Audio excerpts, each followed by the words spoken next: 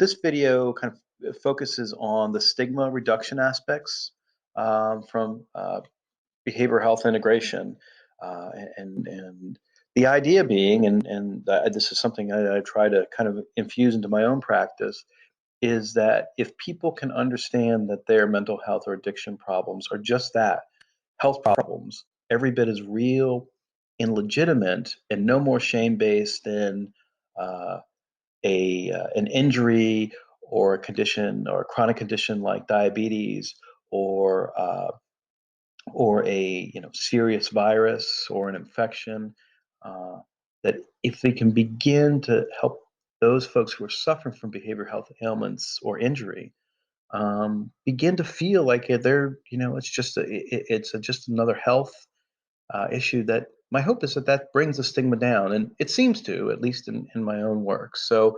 anyway, I thought this was, with those kind of thoughts in mind, I thought this was a good place to end it. Plus, has a few words from our good friend Dr. Satcher in it as well. So you can't ever miss when you got him contributing. So anyway, hope you enjoy this final video, and I hope you enjoy the content today. And as always, I will look forward to your thoughtful reflections. The integration of primary care and mental health is doing more to reduce stigma than anything I've seen. It means that people with mental health problems go to the same centers as other people, and in that center, primary care center, the resources are there to deal with the mental health issues at the same time. If you're in primary care, you are treating mental illness. A third of your patients will have a mental health diagnosis. Up to 50, 60, 70% will have mental health symptoms. Primary care practitioners interact with people struggling with mental health issues much more than mental health practitioners. So they have an opportunity to really be a bridge to link people with maybe more intensive services needed. But because people are often first presenting some of these challenges in a primary care environment, it's really critical that practitioners engage in an empathetic, hopeful way. Connecting mental health and physical health, very much agree with the World Health Organization's definition of just health, where it's the balance of mental, physical, and social well-being, not just the absence of disease or infirmity. And that ties into the whole person.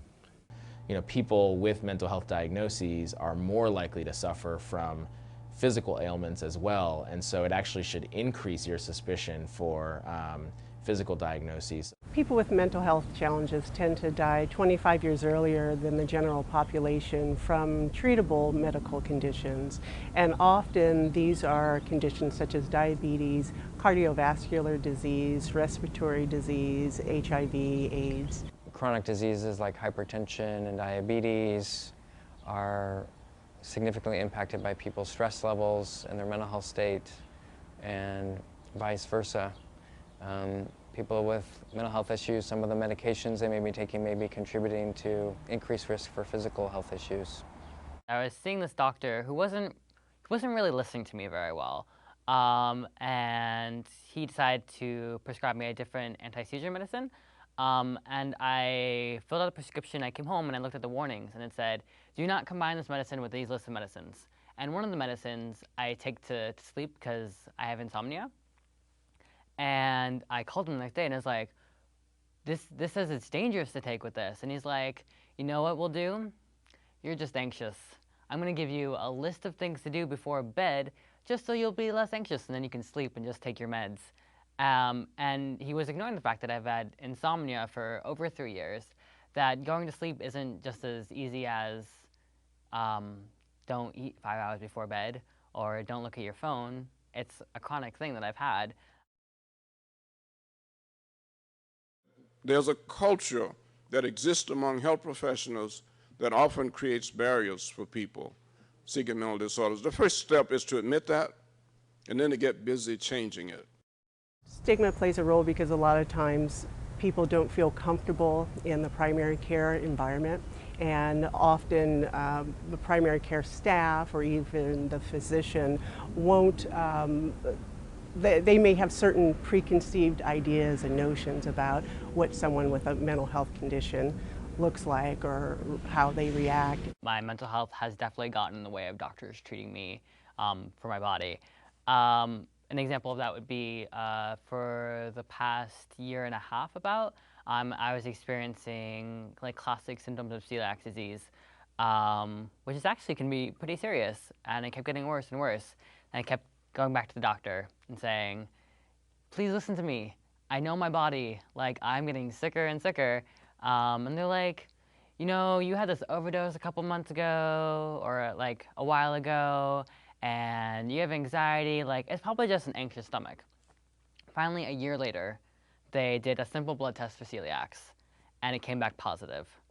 Those of us who've treated people with, serious schizophrenia where the communication's really disorganized or there's almost no communication at all, of missed abscesses and misdiagnoses because you're not getting the history that you want to get. So rather than assuming there's nothing going on or assuming that whatever's going on is attributable to the mental health diagnosis, I think it's really important to step back and say, whoa, this is careful territory. We had a case manager who called the clinic and said, so-and-so says they've been stabbed. That's ridiculous. We know she hasn't been stabbed, but we need to have her seen anyway.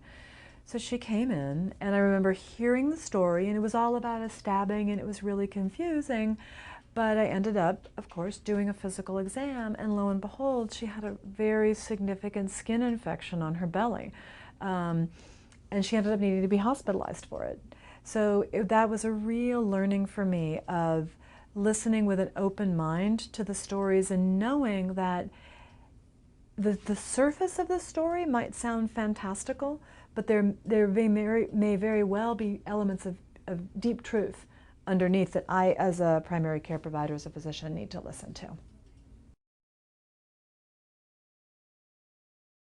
Particularly with mental health issues, part of the process of recovering and addressing challenges is learning how to recover from within.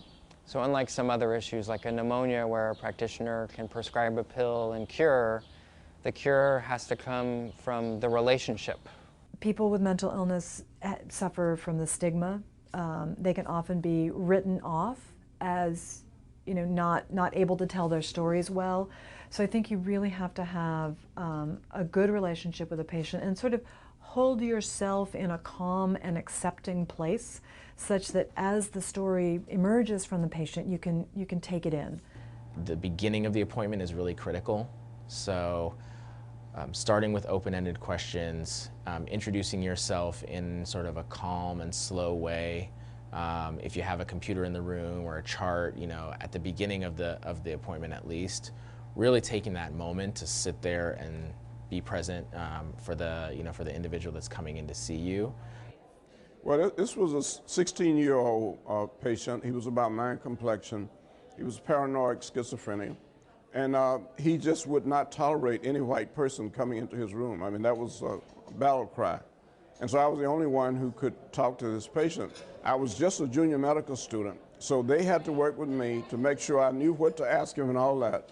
And so I worked with him for almost a year. And afterwards really presented grand rounds, to all of the other students and residents. But I became really attached to him in a lot of ways because I understood for the first time what it was like to struggle with the mental illness as severe as paranoid schizophrenia. And so I think since that time, my concern, also relates to the fact, obviously I've had family members with mental health problems, as most of us have, but I've also developed the attitude that people can recover and that there's hope and that we can empower people to go on with their lives.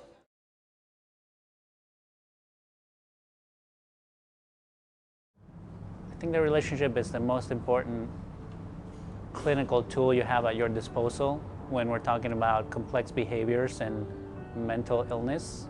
Remember that mental health issues can be contributing to physical challenges, and physical issues can be contributing to mental health. The most important thing doctors can do to serve their patients, especially patients who face mental health challenges, is to really listen, is to throw away preconceived notions of what health is supposed to look like and really take it case by case.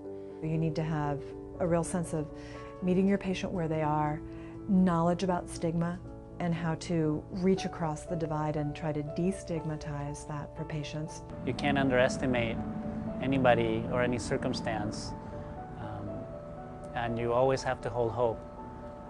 Recovery is possible. I wouldn't say it's the exception, but it can be a rule.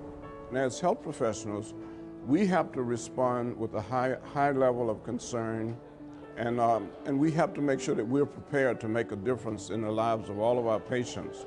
So we have to make sure that if we don't have the knowledge and the skills, we are connected to a system of care where we can assure that the patients get what they need.